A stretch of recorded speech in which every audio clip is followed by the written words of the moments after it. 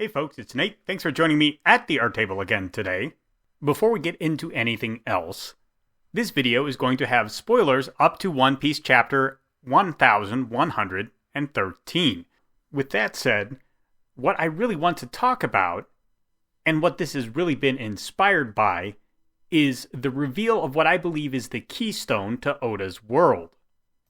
Longtime readers of One Piece praise the series for its incredible world building, and with good reason.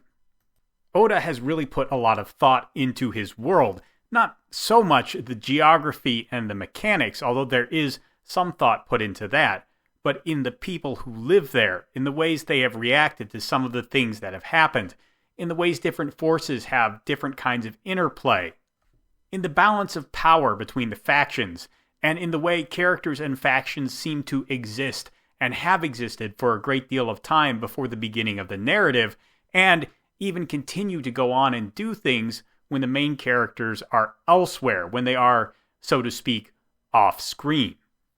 This sensation that the world is a living, breathing place, full of real people going about their day-to-day lives, even when we have no viewpoint characters showing us what they're doing, is, I think, a big part of the quality that keeps people reading the story.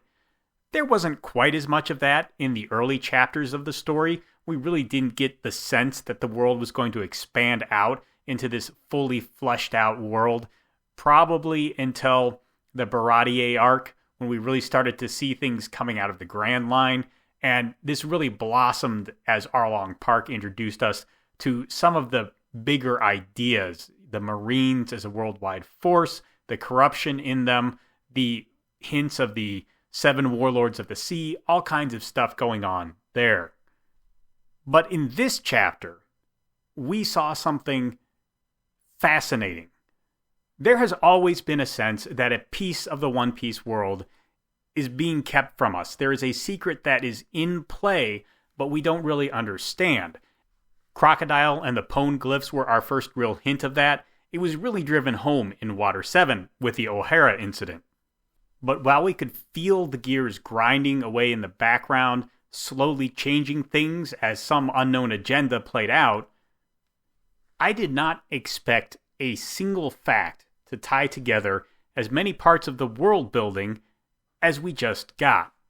And it's really impressive that Oda was able to do this, but he actually seems to have been working on a fairly simple line of logic.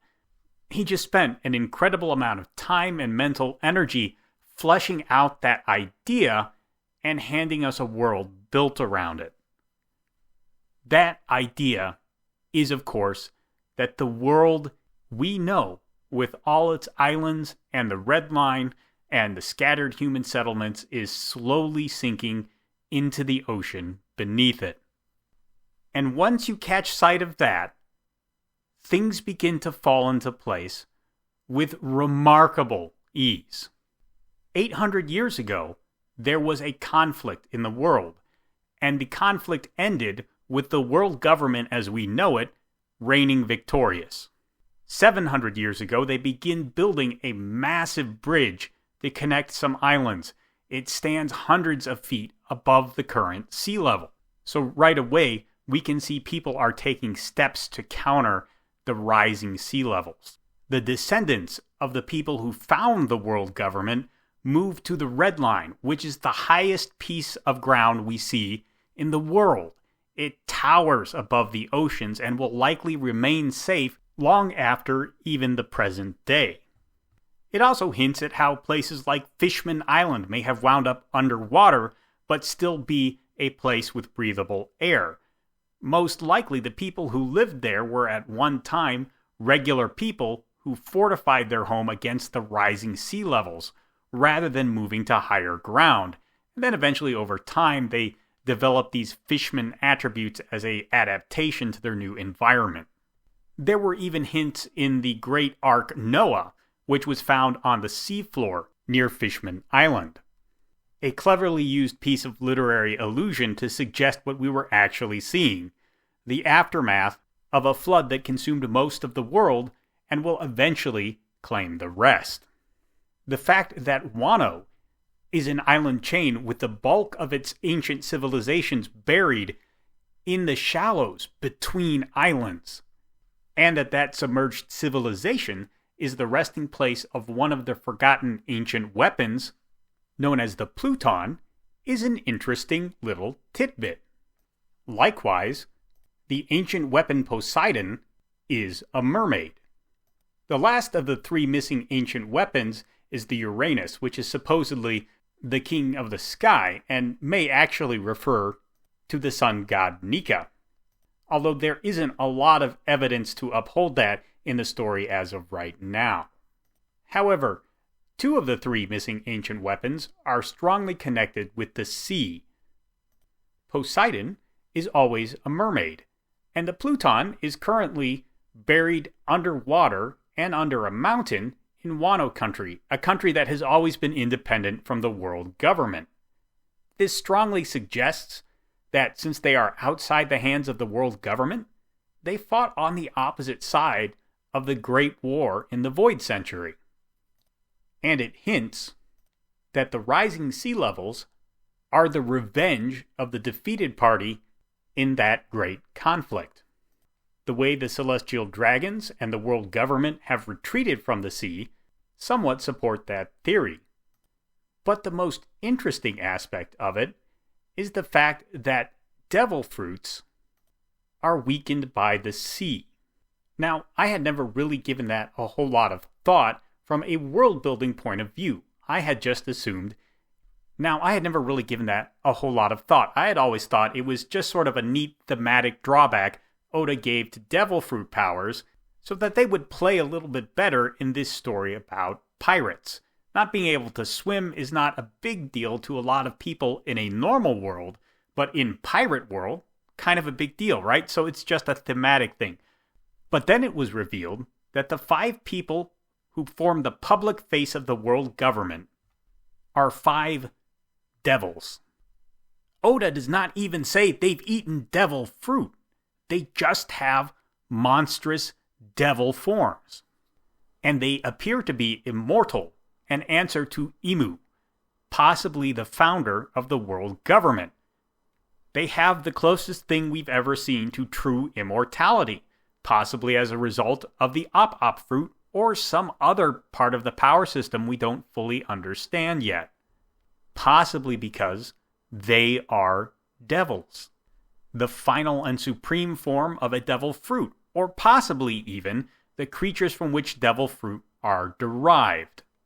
Maybe they made devil fruit to share some of their powers with their subordinates, and perhaps being reduced to a devil fruit was something done to many of the devils in their battle with their as of yet unnamed but defeated enemy 800 years ago.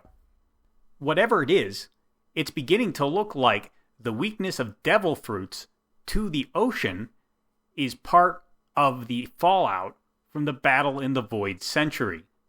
And Oda has managed to build all of this up and hint at it continuously through the course of his story, all through a very simple fact. From the minute he began writing, he was clearly aware of the fact that the oceans would eventually devour his world. Unless something changes, of course. This mystery and this reveal is possible because Oda understood the keystone of his world right off the bat. Very often, when trying to write a big, rich, living world, fantasy writers tend to start in one place and build it out. That is the way stories are told, after all, and to be fair, that is to a large extent what Oda did. He began in the tamest sea of the 4 seas on the world, and he grew it out to the epic we have today. But many authors will just scatter mysteries around willy-nilly and plan to come back to them later. And if that sounds silly to you, I remind you that J.J. Abrams has written and directed for Star Wars, one of the biggest media franchises of the last century. And that's how he works. The difference between Abrams and Oda is Oda had the linchpin of his story already in his mind, and every little mystery that his characters found hung on that linchpin. This was not Abrams-esque mystery boxing where you just toss out random ideas because no one really understands them. No. As Oda built his overarching story, he always had the keystone ready to slot in place. We've seen that keystone now. I'm not saying that everything I've extrapolated from that is correct. I'm sure it's at least 50% wrong, because that's the way this kind of crazy spitballing theorizing tends to go. But Oda had it there. We can see he had it there from all the other tiny little details he's left scattered around the story, from a giant bridge to the sinking of Water 7, to the placement of the ancient weapons, and the way he balanced them against the 5 Elder Stars. I'm not going to lie. I didn't think Oda was going to be able to land the mystery of the Void Century. But I think we're starting to get the pieces of it, and what I am seeing so far is really promising. It really was something he had at least the broad strokes of before he sat down to write his story. It's possible to do it and still have a wild, crazy story with a ton of elements that, as he has admitted to in interviews, he just sort of made up on the fly.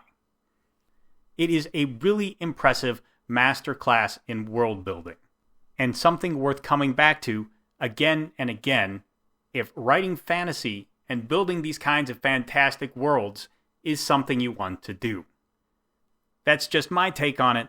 Let me know what you think down in the comments below. There's a like button and a subscribe button down there. You can use those as you see fit, and I'll talk to you later.